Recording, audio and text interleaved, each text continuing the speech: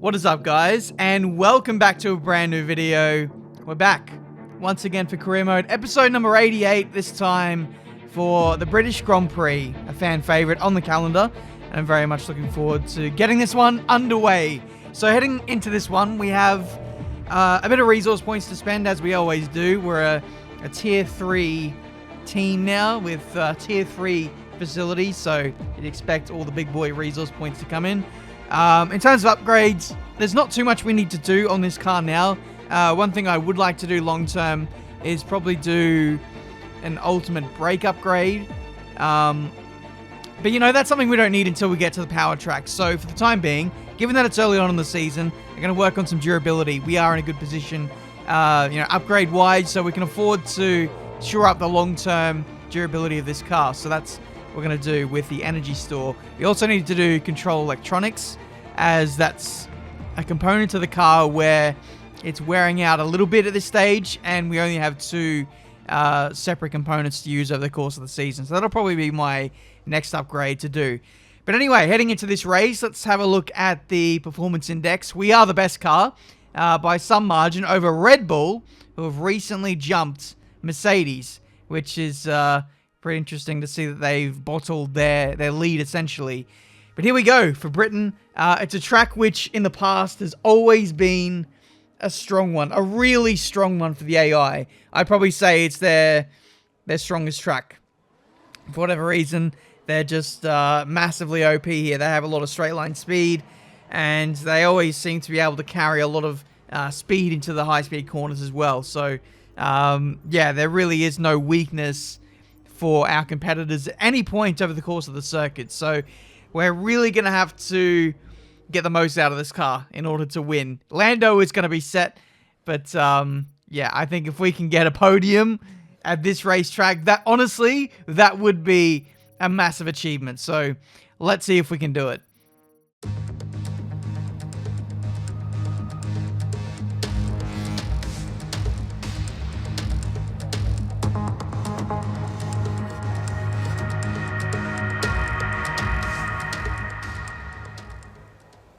Alright, lads, let's do this. No, I didn't do that. I did not do that. That was Rick. That was Rick from Toka Race Driver 3. He, I've got him captive in my basement. He likes to pop out every so often. Here we are, anyway, for the British Grand Prix.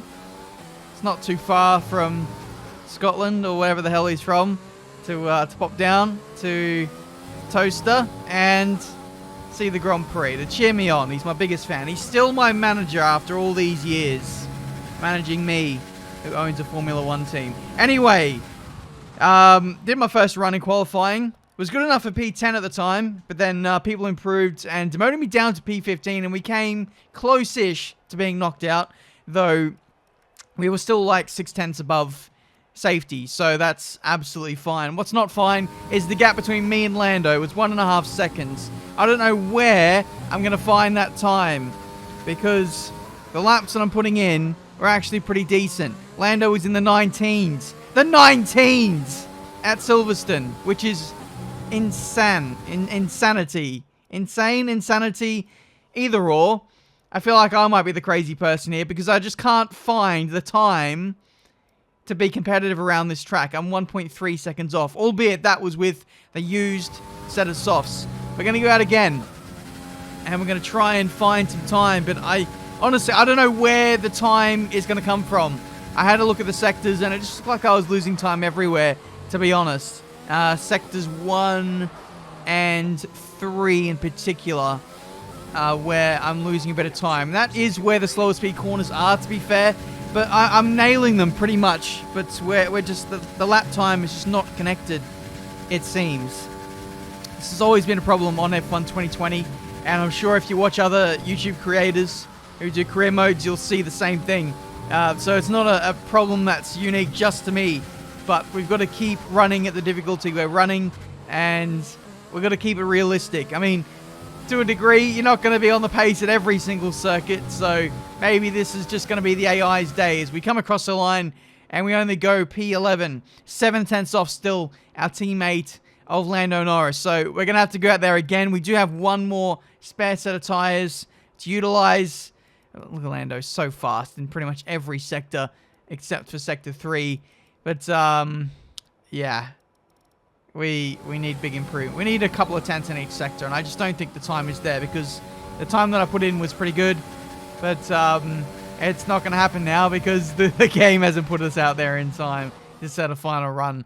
So there we go. That was that qualifying session. Apparently, Lando's done that on mediums. So Lando is 7 tenths faster on a harder compound of tyre. Now, at this point, I really am done. Impossible. There is no way in the realms of possibility that I could beat that. I don't even think F1 esports drivers could beat that. And I'm being brutally honest. I don't think anyone can touch Lando Norris here in Silverstone in the same car. That is unbelievable. There we go. We're starting from P12.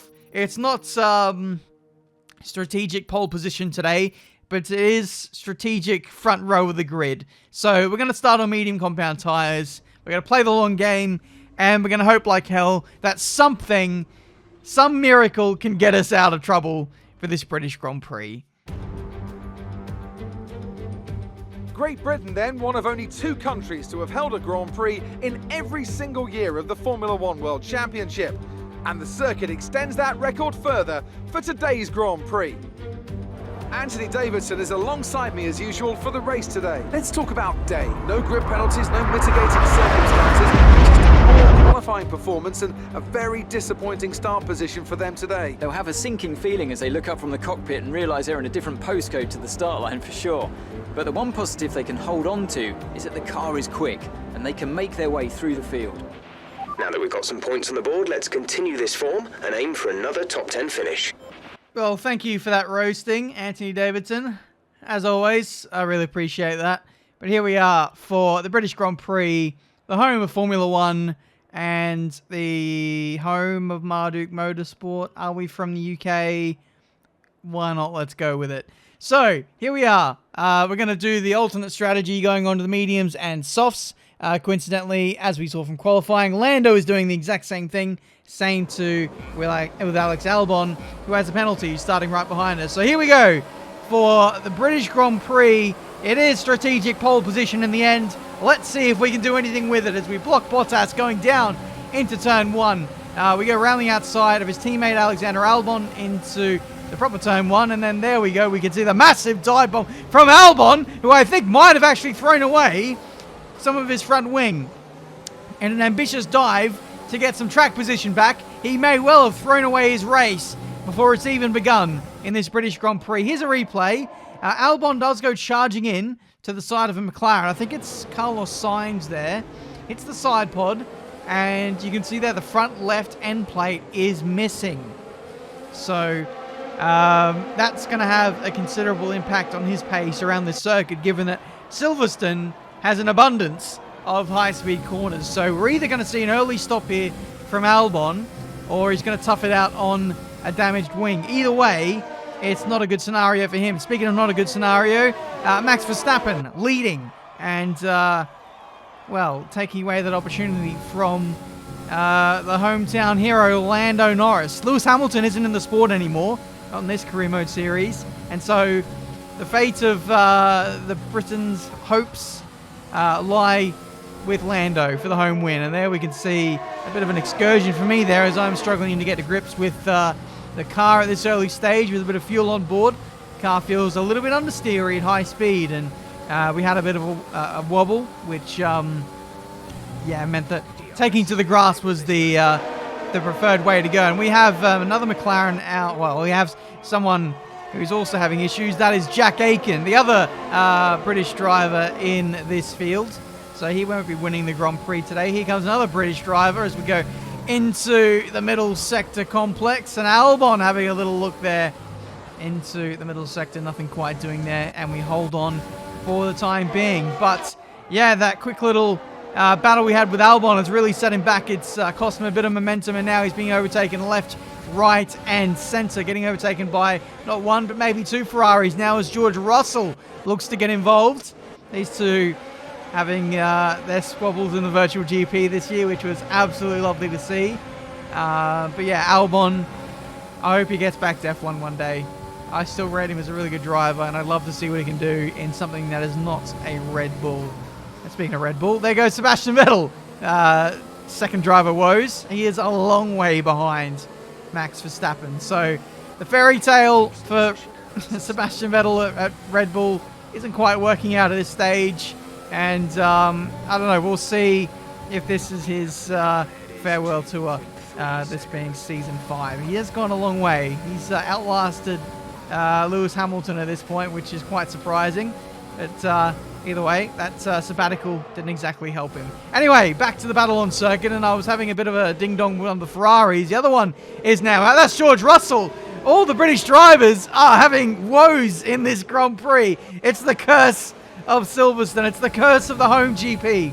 And I tell you what, it may not be a thing for British drivers in real life, but it is for Australians. If you're an Australian driver at the Australian Grand Prix, you're just not going to have a good time of things. And it's converting virtually here in Silverstone. Anyway, due to the good start, we're in the points for the time being, but the pace is not great. We're falling further and further back from the leaders. We're on the harder compounded tyre, but you guys have seen that the pace so far just hasn't been great all weekend. We topped out practice 1, which was nice, but ever since then, the pace has just been nowhere. The AI are pretty much untouchable in this race weekend. They've got so much, I was going to say straight line speed, but they've just got so much of everything. They're fast everywhere. There's no weakness to the AI, and I just don't have an answer. I hope that things turn around in the second stint when we can get on the softs and we're going to have the pace advantage. But for the time being, I am really struggling. I'm now getting overtaken by Lance Stroll in the racing point. We did manage to hold on though, briefly. But I think it's only going to be a matter of time potentially before we get overtaken. And look at him coming out of the last corner. So much momentum for everyone. I'm running rich and overtake on every straight. And I'm just a sitting duck to these guys. Not running an old engine. We're not struggling in terms of straight line speed. In fact, in practice, and maybe even in qualifying, in fact, I was topping out the timesheet. No, not timesheets. I was topping out the speed traps. So I'm not slow in a straight line, but I seem to be really slow or just not getting any momentum out of the exit phase of corners. Oh, and we've made... That's come out of nowhere. We've been tagged by Charles Leclerc while I've been squabbling away with the racing point. I got too caught up in that moment, and I think I turned across Leclerc in the middle sector, and that's allowed him to get on through, but not before I was able to save that half spin. So it's all gone downhill in this race. We started off so well, getting early track position, but the underlying issue here is a lack of pace. It's putting us under pressure from basically everybody, and yeah, you can only keep these guys back for so long. It's just been a bombardment basically of attacks from the AI, and you know, we had a brief moment there where we cracked, but we're still in the fight. We are still gonna hope for some points today, at least in the second stint of this race. We're gonna chuck on the softs in only a matter of laps, and then hopefully we can turn our race around. As you can see, a lot of the initial soft compound tire runners have made their stop now, and that has pretty much cycled through now on lap 12. I think all the soft compound tire runners have made their stop. That's only leaving the medium runners, and I am one of them. So I'm going to go very early here, halfway through the race. We're going to go onto softs, and we're going to be aggressive here, go for the undercut, and hopefully get back in the slipstream, get back in the battle with the likes of Bottas and Leclerc, and hopefully they can drag me along. No. I don't want to be dragged along. I want to be the one that's overtaking them and pulling away. You know, that would be horrible if I had to rely on DRS and slipstream to stay with them when I'm on a faster tyre.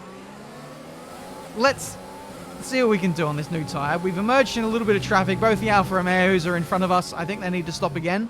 So I'll hopefully make pretty quick work of them on their old medium compound tyres, as we're following behind Giovinazzi, and you can see the grip difference between us and the Alfa Romeo. That thing is pretty much a back marker, by the way. Oh my goodness, as we go around the outside, turns to the inside for one of the corners, and we get the job done. We're into P15 in this British Grand Prix. And I tell you what, there was a brief moment here where this was very scary, as the corner was approaching, and the Alfa Romeo was approaching. I was worried for a second that he didn't see me. He nearly squeezed me off onto the grass, but we got through, and we're absolutely fine. P15, this British Grand Prix, with hopefully a few more stops left to come for a few people ahead of us. But yeah, we're in the slipstream of Magnussen. Lando Norris has just come into the pit lane now. You can see him in the pit lane. So he's ran quite long, and he's going to go into the softs as well. And I was hoping to get a faster lap, or I'm hoping to get a faster lap on this lap, but I think it's only going to be inevitable that Lando beats it, given how pacey he is. We're in the slipstream of Magnussen, and we fly past him on the straight, which is relieving, to say the least. But we're going to try and push for a faster lap on this lap with the help of DRS, with the help of slipstream from the Alfa Romeos, and a mega push lap here. Hopefully we go purple out of the last corner. It's not good enough. It's a 9/10 improvement, but still not able to take the cookie. And now the realization sets in as I am not racing the Alfa Romeos, who need to make another stop. It's actually for position. I thought that they had to make another stop because the Alfa Romeos have been nowhere in this championship, and yet here I am in the best car, getting overtaken by them for position. What has happened? What has transpired this weekend for it all to go so wrong? I've got a good setup on. I'm driving well. I've got 110 AI difficulty, but for some reason, I just can't compete with these guys. Potentially the AI is cheating. I don't know. I honestly can't put my finger on it. This is absolutely incredible. And you can see just the way I'm driving. I'm driving really well. I'm running rich and overtake on the straights. But sometimes just the traction that the AI get out of some of these corners is ungodly. It's out of this world in a way. Here comes Albon, who is on the same strategy as us. He's on the softs. I'm guessing he's changed his front wing. He lost a lot of time by doing that, and now he's caught back up to us again. So Albon is going to be disgustingly fast here, I think. I'm going to go up in a rich and overtake. I've got DRS on the car ahead. But look at Albon flying. We have the measure on him at the higher end of the speed. Oh my goodness, we gave him the big squeeze. That's fine. He's going to get past us anyway as we head into the club section. Last two corners. And Albon, no, slots in behind. I winced at that myself. I shouldn't have done that. I should not have squeezed Albon pretty much onto the grass. I think I did that to one of the Ferraris earlier on in the race. That's a big no-no from me.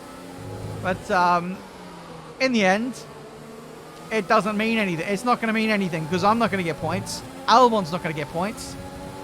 This is all just for pride at this point. 3 laps to go, and we're basically killing our race to try and stay ahead of Albon, to try and retain some dignity, I suppose. We've been re-overtaken by Magnussen on worse tyres in a much worse car. And there's Albon zooming past us. What can I do with that? What can I honestly do about that? I have no idea. So yeah, this is going to be a very costly Grand Prix in the championship stakes. My teammate is in P2. He's catching up to Max Verstappen, by the way. Max got off to that early lead, as you guys saw. We're in the championship fight with him and Max Verstappen. And those guys getting the top 2 positions, me getting nothing, is going to be a big blow for the championship. Here's the battle, by the way. I think we've got like 2 laps to go. This is the penultimate lap now we're on board with Lando. And he's now in the slipstream and DRS of Max Verstappen. Here comes the other Alfa Romeo of Antonio Giovinazzi flying past us. And we're now in 16th place. We are in 16th place. And with some front wing damage. Cool. So,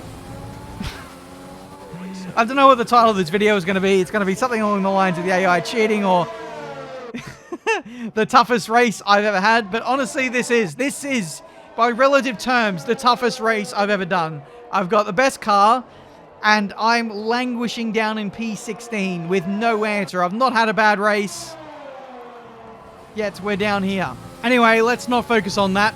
Let's look at more positive matters. And my teammate, being Lando Norris, is about to steal this Grand Prix away from Max Verstappen and Red Bull. This is the last lap of the Grand Prix. Only 3 more corners to go. And Lando Norris is going to snipe the British Grand Prix away from Max Verstappen, who has led this Grand Prix from start to nearly finish, 3 corners from home. And Lando Norris takes the British Grand Prix. What a comeback. What a drive. Doing the alternate strategy, he bags 26 points against his name as he gets the fastest lap of the Grand Prix along to go with it. Meanwhile, back in Nowheresville, I've just got myself a penalty. Meanwhile, Lando is sipping on champagne on Victory Road. And then me, the race from hell. This has certainly been a British Grand Prix to forget. The faces on our top 3 look so incredibly happy as they make their way up to the podium. A much-deserved victory and a brilliant performance from them all. GG's. GG's to Lando Norris. 26 points. That is absolutely massive for him in the championship. Same too with Max Verstappen. You know, even though he didn't get the win today, he's bagged some big points and he's closed in the gap massively in the championship. We'll have a look at that in a second. But 0 points from your championship leader, from myself, is not the kind of way I want to be presenting a championship challenge. So, 17th in the end. I got done by Nicholas Latifi because of the penalty. So, again, last lap British Grand Prix, getting done by Nicholas Latifi, it's just, it's meant to be, isn't it? So, yeah, I don't know what to say about that, guys. That was honestly the toughest Grand Prix I think I've ever done in career mode. Relative terms to having the best car and ending up back there with absolutely no answer to the AI is kind of worrying. But it is kind of limited to this circuit only. So, let's hope that we don't have a shocker like that for the rest of the season. I was driving well. I think, in my opinion, the setup was pretty good. You could tell we just were lacking pace everywhere. Maybe I did run too much front wing or rear wing. I was running 2.8. But, you know, it was a decent setup. So it works online. I don't know what else to say. But we'll bounce back in the next Grand Prix.